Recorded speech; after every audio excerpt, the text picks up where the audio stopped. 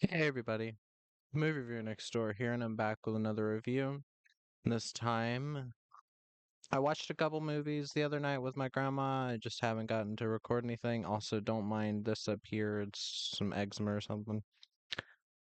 And I saw True Grit. This is a Western drama film. Excuse me. There you go. Western drama film from 1969, directed by Henry Hathaway, and it stars John Wayne, Kim Darby, Glenn Campbell, and Robert Duvall, and Jeff Corey. In this film, the murder of her father sends a teenage tomboy on a mission of justice, which involves avenging her father's death. She recruits a tough old marshal, Rooster Cogburn, because he has true grit and a reputation of getting the job done. So, what did I think of True Grit? Well, excuse me. While so far I wouldn't say this is one of my favorite John Wayne films, even though I am a big fan of John Wayne, I do still like it and I still enjoy it for uh, uh, all the kind of odd things in it that overall I still think it holds up, but I don't see it as like one of John Wayne's best. I'll get to that. Let me get at the cast. John Wayne plays Rooster, or excuse me, Reuben J. Rooster Cogburn. He is he's a marshal. And John Wayne, again, I love John Wayne. I love that man ever since I saw The Shootist, ever since I saw McHugh, Brannigan, the Cowboys, all these old westerns, Big Jake, um, one of his earlier ones, like Rio Bravo, maybe, the one from 51. Um, I really like John Wayne as an actor. He seems like a really cool guy too. And I think his acting here is pretty great. He won Best Actor for this film. I think he probably should have won it for The Shootist rather than this, or at least um, Ron Howard should have been nominated for something. But yeah, um, I do like him in this film. Kim Darby plays Maddie Ross.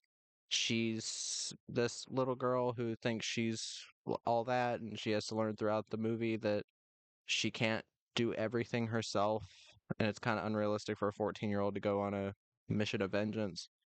I've never seen much with Kim Darby. I know she's in Teen Wolf 2. She's in The Evil Within, that movie that guy worked on so hard that like it had to be finished post death.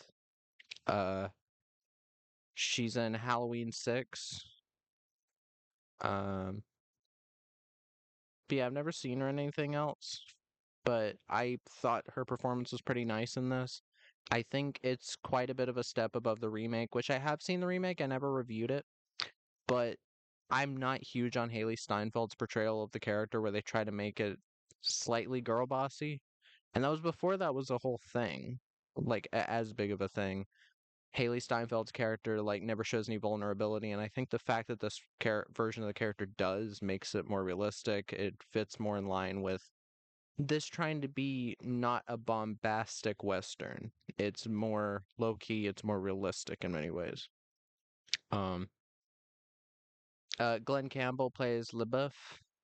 He's a bounty hunter that's along with them who wants to bring the guy who killed Maddie's father to another place to get hanged for a bounty. Glenn Campbell, a musician known for Rhinestone Cowboy, pretty big song back in the day. He's done other songs, Wichita Lineman. I love Glenn Campbell as a country musician. If I'm gonna watch country music, it's gonna be from back in the day. His acting here is pretty decent. Robert Duvall plays Ned Pepper. He's fine. Um, there's much better Robert Duvall roles out there. And Jeff Corey as Tom Chaney. I think did a pretty decent job as the villain. Um, even though you don't really get to see him much, it is more of Rooster and Maddie's film. But I still think he did a good job playing the part. And here's the thing. This is a Western that back in the day got a G rating. Would it get that nowadays? Probably not. It's not gory or anything. It's got a couple moments. Like there's a bit where somebody's fingers get cut off that is also replicated in the remake, which was PG-13, which I don't know how they got away with that. But there are some moments where I'm like, okay, maybe not for little kids, but then again,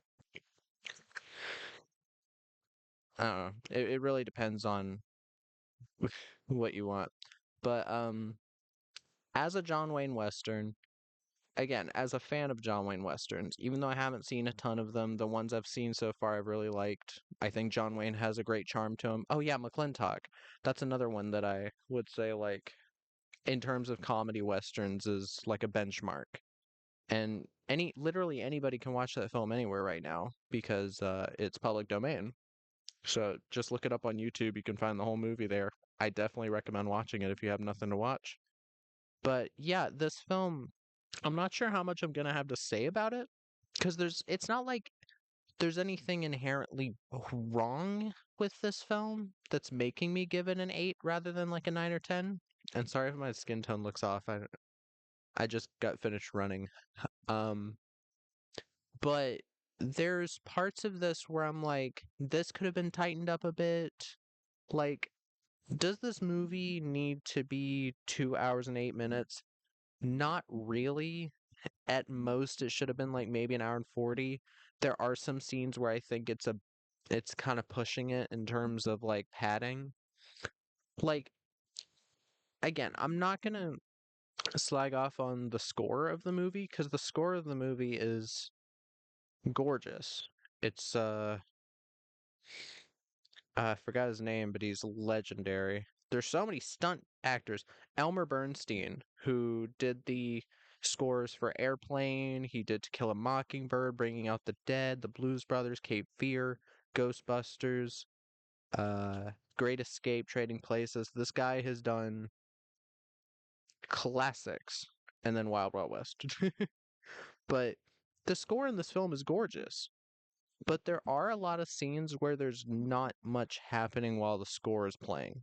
Like characters will just be kind of riding along in in the Wild West, and then the score is just bombastically like da da da da, and it's just like okay, like yes, it's epic. John Wayne's riding a horse. That's cool, but I'm not sure it's needed. It's kind of unnecessary. It's a bit much. Um, but um in terms of stunts, I do have to say this film's stunts are very fucking impressive. There's this bit where Maddie is like trying to catch up with John Wayne and Glenn Campbell's characters, and excuse me, and she just starts riding the horse into the water, and the horse's head is like above the water, and she's looks like she's barely staying on the horse. It's an impressive stunt. I don't know. I'm pretty sure Maddie isn't doing it or I'm pretty sure Kim Darby isn't doing it herself. She was 14. But whoever did that stunt, kudos to you. It's a pretty nice stunt to see. You get to see a lot of those in old-timey westerns. Usually less restrictions. A lot of them made without a lot of holding back due to how cheap you could shoot them. This movie, I think, had maybe $1 million budget. Um, but I can check.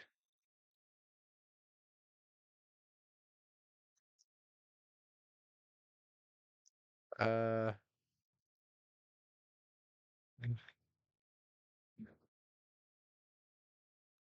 the budget's not known apparently. That sucks. I'd love to know what that. I'd love to know what that film cost. But also the cinematography. I don't know the cinematographer's name. I I guess I can look. Uh, the cinematography by Lucien Ballard, who also worked on The Killing, one of Stanley Kubrick's earlier films, The Wild Bunch, a classic spaghetti western, The Getaway, The Parent Trap, the original The Parent Trap, and tons of older films, Breakheart Pass. Um, so classic guy. Oh, Breakout. I should watch that again. But yeah, that guy, cinematography, fantastic. Many points. Just showing off like the Colorado setting, just looks beautiful in this. Um, there's some interesting cinematography during some action scenes too. This big climactic Rooster Cogburn versus Five Guys on Horses thing, where there's kind of a POV on the horse of Rooster Cogburn going into the battle. I thought that was really nice. It looks pretty cool. Um, but yeah, like um the film's action is pretty well shot for the most part. It's again, with westerns you get like well filmed and pretty at like you've kind of just got the setting already because a lot of these westerns use very similar sets, but and they're cheap to use because so many people use them. And yeah, you've got nice sets, you've got some fun characters that you can follow along with. I enjoyed all three of the characters, none of them got annoying. Haley Steinfeld's in the remake, I thought got really annoying. And then she got nominated for Best Supporting Actress. I forgot if she won. But Kim Darby here, I would argue, is the lead actress. I know there's probably some weird thing about like if you're too young, you can't be nominated for Best Actress because um, Tatum O'Neal in Paper Moons with her dad Ryan O'Neal, she got a supporting actress nomination, even though she's in the film just as much as Ryan O'Neal. And it just seems like an odd thing to do, like putting the younger actor aside. I think Madeline Kahn was also nominated for supporting, or maybe she was nominated for Best Actress, even though she's in like 15, 20 minutes of the movie. God bless her soul. Rest in peace, Madeline Kahn. All the funny women are dead. I'm kidding. Um, but yeah, like in terms of this film's faults, I'm trying to think. Cause again, the pacing, sorry about that. I'd say the pacing is pretty decent for the most part, but my issue is when there's just at least like 7 or 8 minutes of footage of just characters riding around on horses that could be cut out. And I'm saying there's more than just that of characters riding on horses. Um, but yeah, like I'd still say like it. Excuse me. I'd still say there's a bit too much of that. It could be shaved down a bit. Um, I kind of wish the final showdown was a bit more. The final showdown of the film is a bit of a letdown, I think. And I think it kind of gets in the way of the. I don't know. Like when I see a revenge movie, I like for the revenge to be like pretty satisfying. And here I thought the revenge was okay, but it's not like yeah, it's not as satisfying as I was expecting it to be. I thought the character would get his comeuppance or something, like more so, but yeah. Um, but yeah, like other than that, I do still really like this film. I had never seen it before, so it was nice to finally watch it. I'll have to watch the sequel, Rooster Cogburn, at some point. But yeah, um, that was my review of True Grit. If you've seen the film, let me know what your thoughts are in the comments down below. If you have any recommendations, put them down there as well. And movie reviewer next door.